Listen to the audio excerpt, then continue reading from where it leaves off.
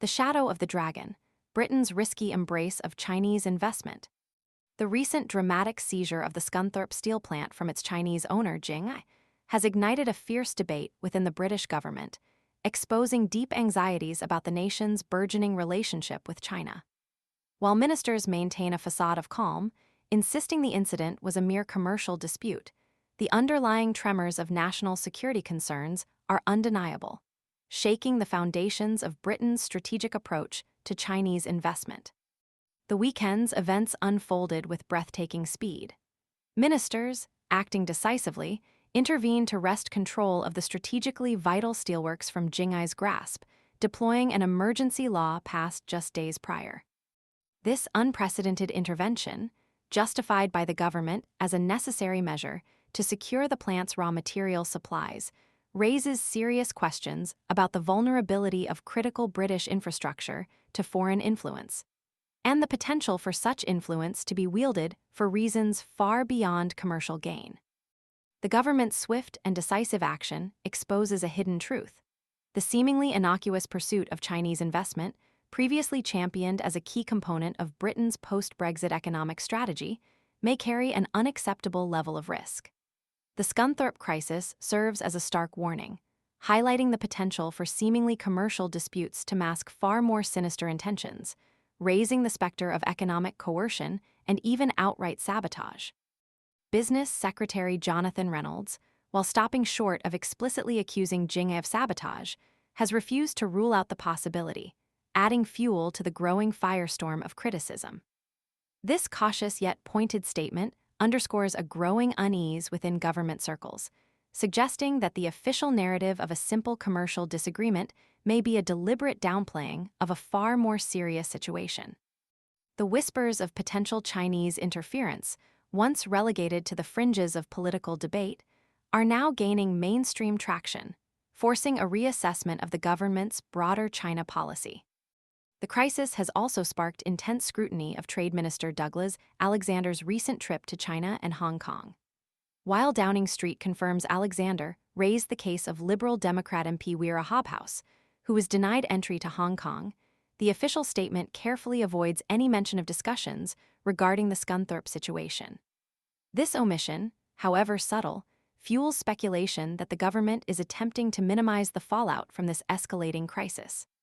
The Hong Kong administration's subsequent justification for denying Hobhouse entry, citing standard immigration procedures, rings hollow in the context of the growing tensions between Britain and China.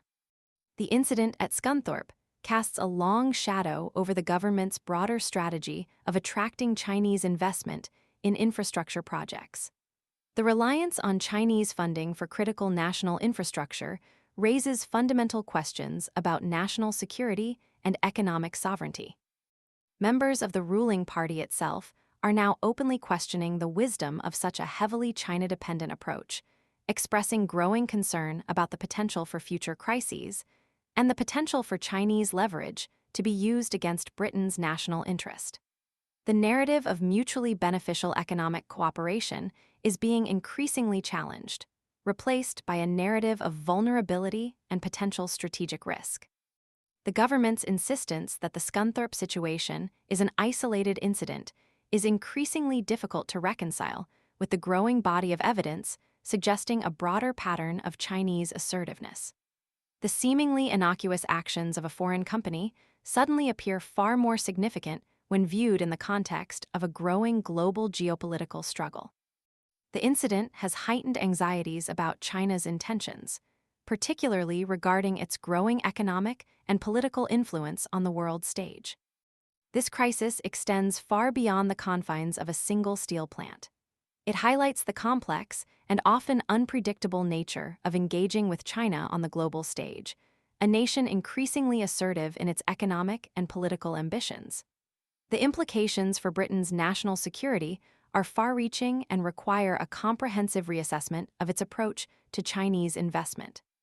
The narrative of a simple commercial dispute rings increasingly hollow as the true implications of this affair are slowly revealed, leaving Britain grappling with the uncomfortable truth of its increasingly complex and potentially dangerous relationship with China.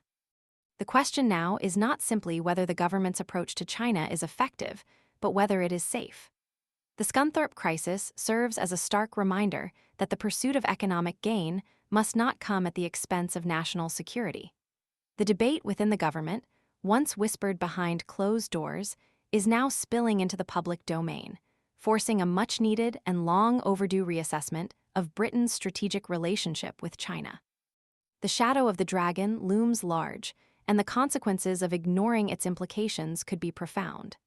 The future direction of this vital relationship hangs in the balance, requiring careful consideration and decisive action to mitigate the significant risks that lie ahead. The consequences of inaction could prove catastrophic for Britain's national interest.